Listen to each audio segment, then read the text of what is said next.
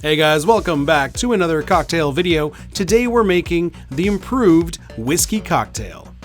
So this is not my favorite old-fashioned variation, but I think historically it's one of the most important because this cocktail is responsible for the old-fashioned being called the old-fashioned. Now you see in the early 1800s, most cocktails were made the same way. You had your spirit, you add some bitters, you add some sugar, there you go. Now, near the end of the century, bartenders started getting their hands on some more exotic ingredients.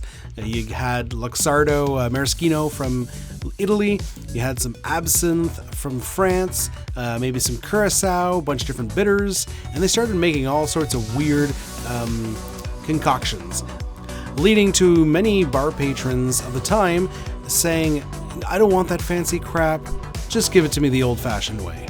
And thus, the old-fashioned got its name. I just love that story. So today we're going to make one of the most popular of these weird variations, known today as the improved whiskey cocktail. So it's going to start with 2 ounces of rye whiskey. You could also use bourbon if you want. I just prefer rye. I'm using Dillon's Rye. It's a local rye here in Ontario, Canada. Fantastic. After that, we're going to add about a bar spoon and a half of simple syrup. That's how I like to make it. You could use a sugar cube if you wanted. After that, we're going to do a generous bar spoon of maraschino. This is, of course, an Italian cherry liqueur. It's very dry, very tart. After that, we're going to do about a dash or 2 dashes of absinthe. Now, it depends on how much you like absinthe or how well your dasher goes, so be careful. Follow that up with several dashes of Angostura Bitters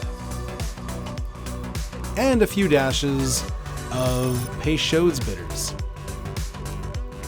How many is that? 1, 2. There we go. It's a 2. I got it right.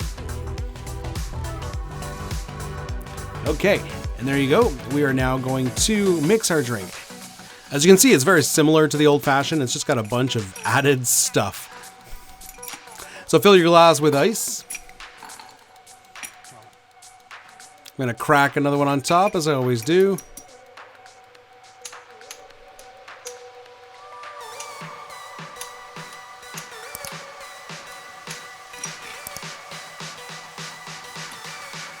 Okay, and now give it a good stir.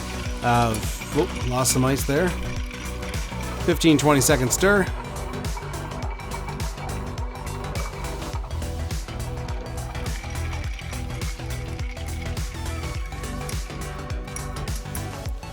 All right, move that aside. We are, of course, going to serve this in an old-fashioned rocks glass with a nice clear ice ball.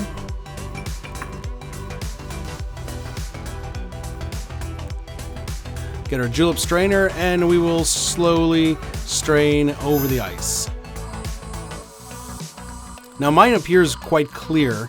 That's the Dillon's Rye, has a very pale color to it. Obviously, if you had a darker rye or darker bourbon, it would be darker. All right, we're going to garnish this with an orange peel.